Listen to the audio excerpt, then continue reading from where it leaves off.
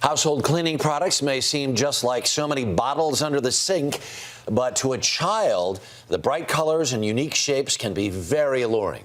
Consumer correspondent Susan Koeppen is here with a new study involving kids and cleaners. And watch out. Good morning. Good morning, Harry. According to this study, bleach is the #1 cleaning product that kids get into. But they also get into things like dish soap, laundry detergent, and carpet cleaner. And experts are concerned because many of these products don't come with safety tops. Tamara Ensign and her son Keegan were in the front yard back in May, cleaning off some old toys from the garage. Tamara turned her back for a second when Keegan let out a horrifying cry.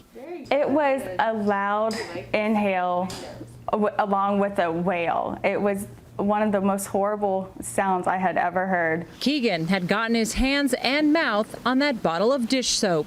Bubbles were actually coming out of his mouth, so it was quite scary because I knew he had definitely had soap in his mouth. Keegan was rushed to the hospital, spent hours in the ER, but escaped without serious injury. I was also mad at myself for not being more precautious and being alert of what I was doing.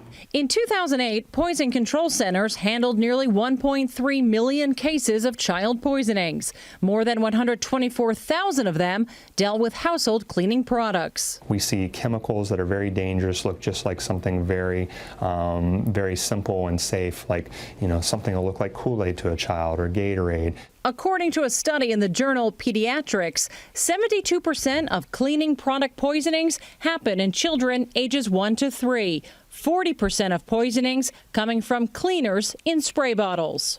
It may be the case that children of that age are able to actually trigger the spray bottle easier than they can open some other products, or the fact that the nozzle on the spray bottle is not put into closed or locked position.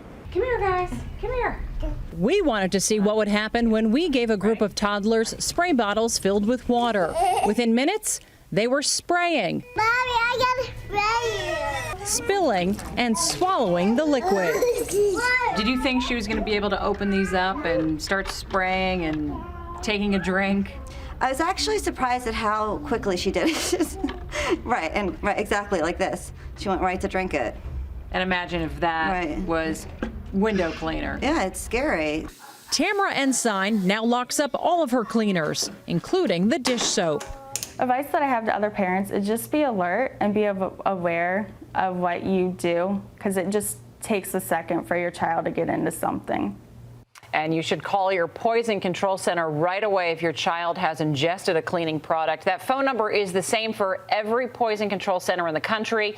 It's 1-800-222-1222, Harry. It's everywhere. So this is the little kind of a lock device that she was showing on her cabinet. It's easy enough to install, right? Absolutely. It costs you a couple of bucks at the hardware store, the baby store. Lock up those cleaning products or put them on a shelf that's up high so the kids can't get to it. All right. So you have some examples here of things that look like one thing and maybe something else. What are we talking about? Absolutely. So kids are attracted to these. One of these glasses has a sports drink. One has a window cleaner. Can you tell the difference? Am I supposed to drink them? No, do not drink them. Oh, okay. Can you guess? This one has a couple little bubbles on it, so I'm going to guess that's the cleaner. That is the cleaner. So moving on, we have apple juice, and we also have a candle oil, something you would use in a tiki torch. Wow. I mean, if you would not have a clue looking at this, And right? this is we know of cases where people have decided to drink the tiki torch oil because they thought it was apple juice. Man, that's so bad. The one on the right is the apple juice. This is the oil. Don't touch. And then moving on, Parmesan cheese, or we have a bath and tub cleaner.